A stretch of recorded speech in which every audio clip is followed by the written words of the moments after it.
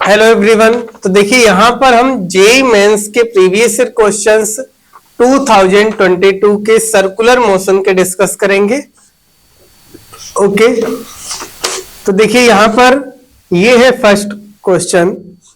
A fly wheel is accelerated uniformly from rest and rotates through 5 radian in the first second. The angle rotated by the flywheel in the next second will be। तो देखिए बहुत आसान question है, जो value इसमें given है उससे हम लिख लेते हैं। पहले given omega naught initial angular velocity 0 दी है, कांस्टेंट एंगुलर एक्सीलरेशन है t इज इक्वल टू 1, यानी फर्स्ट सेकेंड में जो थीटा एंगल रोटेट करेगी 5 रेडियन होगा।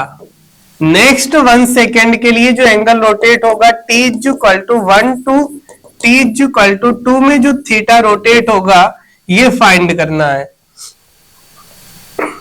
तो यहां पर हम फार्मूला अप्लाई करेंगे, theta is equal to omega naught T plus half alpha T square.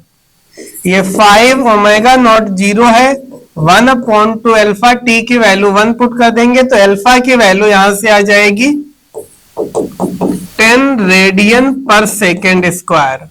अब नेक्स्ट सेकेंड के लिए निकालना है, तो यहां पर theta n is equal to omega naught plus 1/2 alpha 2n minus 1 में n की वैल्यू 2 पुट कर दें तो डायरेक्ट आ जाएगा आंसर।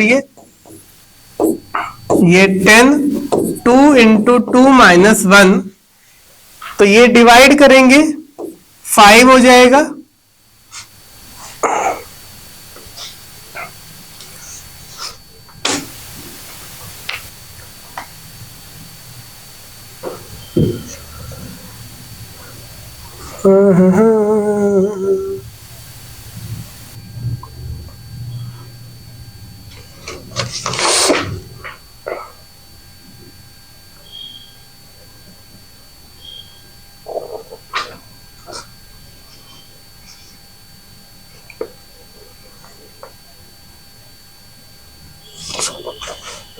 सही है, 15 रेडियन आ रहा है।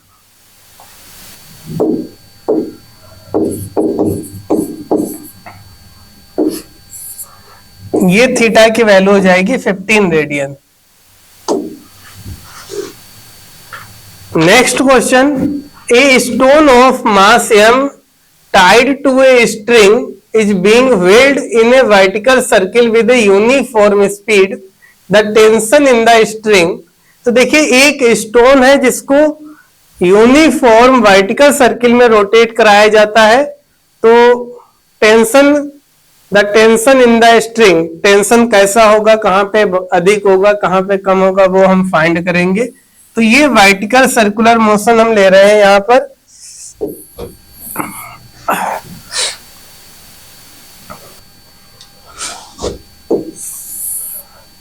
तो इसमें जनरल थीटा एंगल पे हम इसमें टेंशन की इक्वेशन लिखेंगे। ये theta is equal to theta पे ये टेंशन टी होगा, ये mg लगेगा इस डायरेक्शन में, ये mg cos थीटा हो जाएगा, इधर ये mg sin थीटा होगा। तो यहां पर t minus mg cos theta is equal to mv square upon r, ये इक्वेशन आएगी। तो t is equal to mg cos theta plus mv square upon r आ जाएगा। अब देखिए theta is equal to 0 degree पे cos 0 सबसे अधिक होगा, 1 होता है तो टेंशन सबसे अधिक होगा, और थीटा की वैल्यू 180 डिग्री यानी टॉप मोस्ट पॉइंट पे cos 180 माइनस 1 होगा तो टेंशन की वैल्यू सबसे कम होगी। तो इसके according minimum at the highest position of the circular path, B answer correct हो जाएगा। Next question, a boy tied a stone of mass 100 gram, ये टाइड होना चाहिए, वैसे जो भी लिखा सही लिखा गलत लिखा, 200 gram to the end of 2 metre long string and whirls in a around in a horizontal plane. एक लड़का है, एक स्टोन 100 ग्राम के स्टोन को 2 मीटर के स्ट्रिंग से बांध के घुमाएगा हॉरिजॉन्टल प्लेन में. The string can withstand the maximum tension of 80 Newton. जो स्ट्रिंग है वो मैक्सिमम 80 न्यूटन का टेंशन बियर कर सकती है. The maximum speed with which the stone can revolve is k by pi revolution पर minute. Value of k find करना है. तो देखिए जो गिवन है लिख लेते हैं. गिवन है, इसका मास दिया है m 0.1 kg लिख सकते हैं. रेडियस 2 मीटर दी है और t की मैक्सिमम वैल्यू जो दी है ये 80 न्यूटन दी है और फ्रीक्वेंसी दी है k बाई पाई रिवॉल्यूशन पर मिनट दी है. इसमें 1/60 से डिवाइड कर दें तो रिवॉल्यूशन पर सेकेंड हो जाएगा. यहां से हम ओमेगा लिख सकते हैं 2 पाई न्यू यानी 2 pi into k upon pi into 1/60. थोड़ा इसे सॉल्व भी कर देते हैं. पाई से पाई कैंसिल हो जाएगा और ये 30 तो k बाई 30 रेडियन पर सेकेंड ये ओमेगा की वैल्यू आ जाएगी.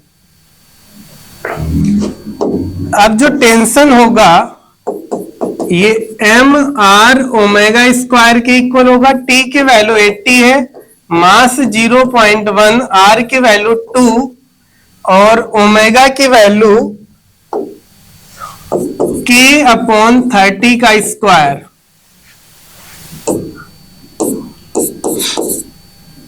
ये 40 divided by 0.1 is equal to k by 30 का स्क्वायर. यहां से पॉइंट हटाएंगे 400 हो जाएगा. रूट लेंगे 20 is equal to k by 30. तो यहां से k की वैल्यू आएगी 600. तो ये k की वैल्यू हो जाएगी 600. सी ऑप्शन करेक्ट होगा. अच्छा क्वेश्चन था. Next, a smooth circular groove has a smooth vertical wall as shown in the figure. ये देखिए डायग्राम दिया है, वर्टिकल वॉल है. A block of mass m moves against the wall with a speed v. ये block v speed से यहां पर move कर रहा है. Which of the following curve represent the correct relation between normal reaction on the block by the wall and the speed of the block? तो देखिए यहां पर जो नॉर्मल रिएक्शन होगा ये इसको सेंटीपिटल फोर्स प्रोवाइड करेगा. तो ये n जो होगा mv स्क्वायर अपॉन r के इक्वल हो जाएगा. अब यहां पर n जो है वो directly proportional to v square के है तो ये पैराबोलिक होगा. अब इसके according n directly proportional to v square के लिए जो ग्राफ है वो a ग्राफ जो है वो करेक्ट है. तो a वाला ग्राफ ये करेक्ट होगा इस क्वेश्चन के लिए. तो इसका आंसर हो जाएगा a. ओके.